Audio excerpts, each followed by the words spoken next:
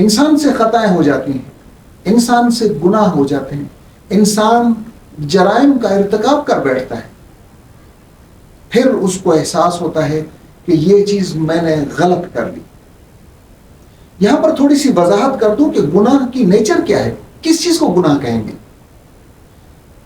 گناہ اصل میں ان اختیارات کا استعمال ہوتا ہے جو اختیارات کسی شخص کے ہیں نہیں۔ اللہ تبارک و تعالیٰ نے انسان کو بندہ تخلیق کیا اور اس کو کچھ رولز اور ریگولیشنز بتائے، کچھ طور طریقے بتائے، اس کی زندگی کے گزارنے کے لیے حدود، قیود اور رولز بنائے، جو قرآن نے بھی واضح بتائے ہیں، حضور صلی اللہ علیہ وسلم نے بھی تفصیل کے ساتھ زندگی گزارنے کے طریقے بتائے۔ جب انسان ان رولز کی وائلیشن کرتا ہے، ان رولز کو فالو نہیں کرتا، ان حدود کو پھلانگتا ہے، ان حدود سے آگے بڑھنے کی کوشش کرتا ہے، اپنے ارادے، اختیارات اور مرضی کا استعمال کرتا ہے، اللہ تبارک و تعالی اس چیز کو گناہ کنسیڈر کرتا ہے۔ یہ اس شخص کا اپنے ساتھ ظلم ہے، کیونکہ وہ ایسے اختیارات استعمال کر رہا ہے جو اس کے ہیں نہیں، یہ وہ اپنے ساتھ ظلم کر رہا ہے۔ اب جب وہ اللہ کی طرف آنا چاہتا ہے، ذکر اللہ فاستغفروا لذنوبہم، اب وہ اللہ کو یاد کرتا ہے، اللہ تبارک و تعالیٰ کا خوف ذہن میں لاتا ہے اور اپنی وہ اصلاح کرنا چاہتا ہے، تو اس کے لیے ایک ہی شرط ہوگی، صرف ایک شرط ہے، اس کا گناہ ختم ہو جائے گا۔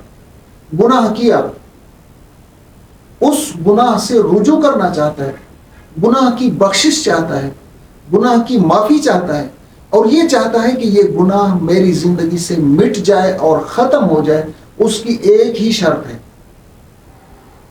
اللہ سے وعدہ کرنا ہوگا۔ قرآن کہتا ہے وَلَمْ يُصِرُّوا عَلَى مَا فَعَلُوا وَهُمْ يَعْلَمُونَ، جو کچھ کیا تھا، جیسا گناہ ہوا تھا، اس گناہ پر دوبارہ اصرار نہیں ہو، وہ گناہ ریپیٹ نہیں ہوگا۔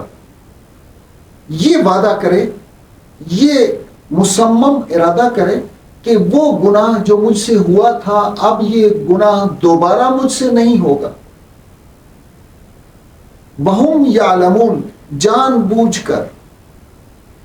میں نے بتایا تھا کہ گناہ جو ہوتا ہے، جس کو جرم کہتے ہیں، وہ ارادے اور اختیار کے ساتھ ہوتا ہے۔ بغیر ارادے کے اگر کوئی جرم ہوتا ہے، اگر کوئی غلطی ہوتی ہے، تو اس کو غلطی کہا جائے گا۔ غلطی اور گناہ میں تھوڑا سا فرق میں نے بتایا تھا۔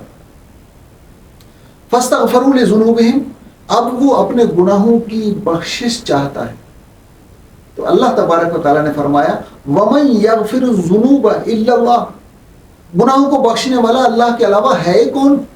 کس کے در پر جائے گا؟ کس سے بخشش طلب کرے گا؟ کس سے معافی مانگے گا؟ نافرمانی جس کی جاتی ہے، معافی بھی اسی سے مانگی جاتی ہے۔ نافرمانی کی خدا کی، تو بخشش بھی خدا سے مانگے گا، عاجزی اور انکساری کا اظہار بھی خدا کے سامنے کرے گا۔